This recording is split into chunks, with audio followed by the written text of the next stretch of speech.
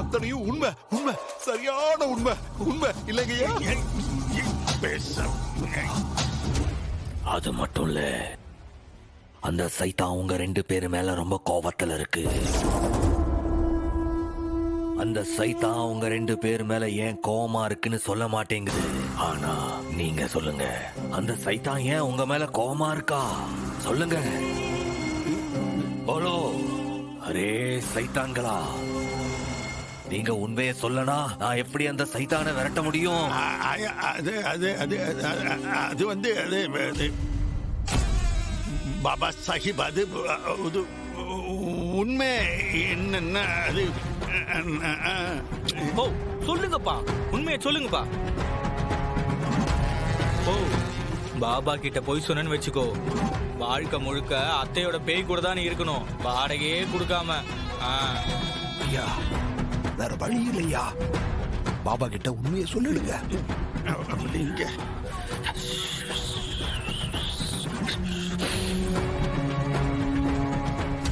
நீங்க உண்மையை இப்ப சொல்லனா அந்த சைத்தான் உங்களை கொன்னு சைத்தானாக்கி கூட்டிட்டு போற பிளான்ல இருக்கா. அதை தடுக்கணும்டா நீங்க என்கிட்ட இப்ப உண்மையை சொல்லித்தான் ஆகணும். அது வந்து பாபா சாஹிப், அது அந்த பேய் இருக்குல்ல, அது மேலே சொல்லு, மேலே சொல்லு. அது என் கூட பிறந்த அக்கா தான். இது சீக்கிரம் சொல்லு. அது எதுக்காக என்னையே சுத்தி சுத்தி வருதுன்னா, சீக்கிரம் சீக்கிரம் சொல்லு.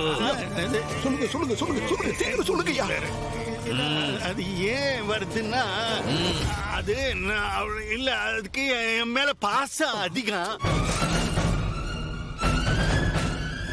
பாபா சாஹிப், வேற வழி இல்ல.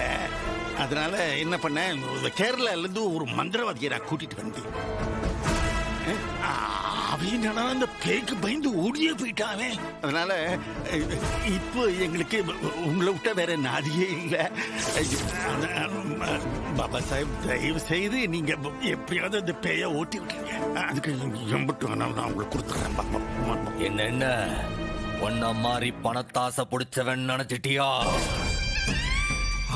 கரெக்டா பாயிண்ட் அடிக்கிறார் பாபா இல்லையா?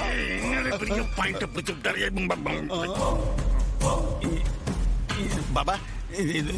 கொஞ்சம் இறக்கம் காட்டுங்க பாபா. நீங்க என்ன செய்யணும்னு சொல்லுங்க, செஞ்சுக்கிறேன். வந்திருக்கிறது ரொம்ப கெட்ட ஆத்மா.